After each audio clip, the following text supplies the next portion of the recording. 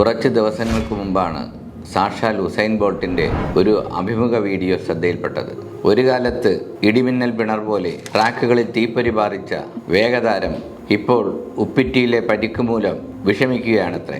ഇന്ന് ജീവിച്ചിരിക്കുന്നതിൽ ഏറ്റവും വേഗമേറിയ മനുഷ്യനാണ് ബോൾട്ട്. 2008 ബെയ്ജിങ്ങിലെ കിളിക്കൂട് സ്റ്റേഡിയത്തിൽ നടന്ന ഒളിമ്പിക്സിൽ സ്വർണം നേടിയാണ് ലോകത്തെ ഉസൈൻ ബോൾട്ട് ഞെട്ടിച്ചത്.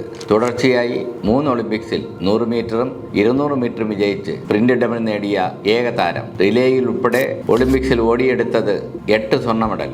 ലോക ചാമ്പ്യൻഷിപ്പുകളുടെ സ്വർണ്ണങ്ങൾ വേറെ. ഓടിയ ഓരോ ട്രാക്കിലും പിന്നിലാകാത്ത ബോൾട്ട് അപ്രതീക്ഷിതമായാണ് 2016 ഒളിമ്പിക്സിന് ശേഷം കരിയർ അവസാനിപ്പിച്ചത്.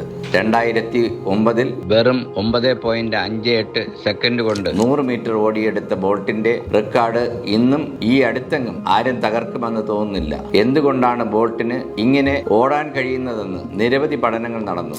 ബോൾട്ടിന്റെ ഓട്ടത്തിലെ ഓരോ ചുവടും സൂക്ഷ്മമായി നിരീക്ഷിക്കപ്പെട്ടു. ശരീരഘടനയെക്കുറിച്ച് പഠനങ്ങൾ നടന്നു. പക്ഷേ ദൈവത്തിന് മാത്രം അറിയുന്ന ഒരു സമസ്യ പോലെ ബോൾട്ടിന്റെ അപാരവേഗം നിലകൊണ്ടു. ഒരിക്കലും ഉത്തേജകത്തിന്റെ കരിനിഴൽ വീഴാത്ത പ്രതിഭ കൂടിയാണ് ഉസൈൻ ബോൾട്ട്. ബോൾട്ടിന്റെ റെക്കോർഡുകൾ തകർക്കാൻ മറ്റൊരു ബോൾട്ട് ജനിക്കുന്നതിനായി കാത്തിരിക്കാം. ബൈ.